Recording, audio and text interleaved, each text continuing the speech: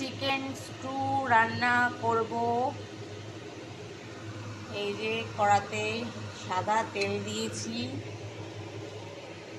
এই যে তেজপাতা, এলাচ, দারচিনি, গোটা গোলমরিচ সব রেখেছি দেব। তারপরে পেঁয়াজ কুচি দেবো।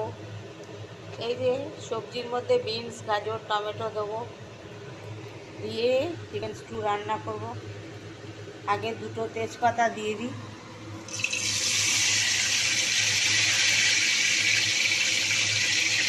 তারপরে এলাচ। আর চিকেন স্টুতে এক এক করে সব মশলা দেবো।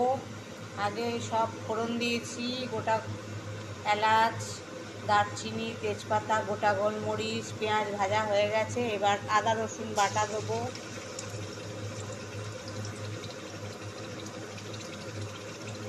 আদা রসুন বাটা দিলাম।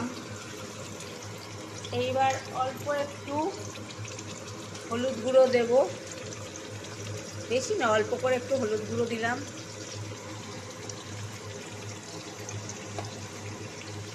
চিকেন স্টু ফুটছে, সব মশলা, পেঁয়াজ, হলুদ, নুন, লঙ্কা সব দিয়ে দিয়েছি, জিরে, ধনে।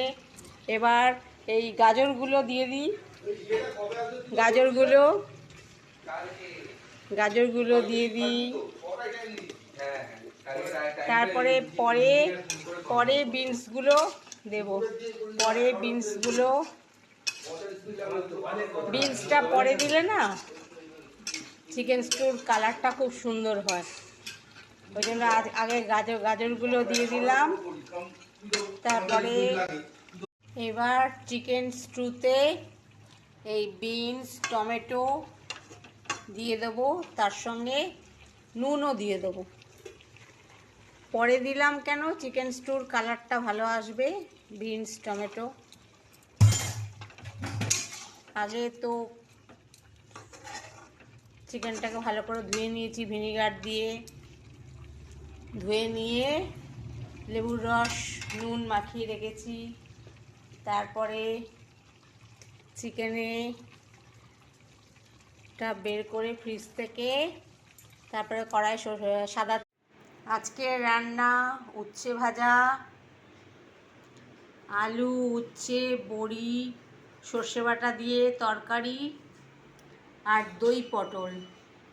আর চিকেন স্টুটা এখন হচ্ছে, রান্না হয়ে গেলে পরে দেখাবো। এই তিনটে রান্না আপাতত হয়ে গেছে, এই তিনটে রান্না দেখালাম।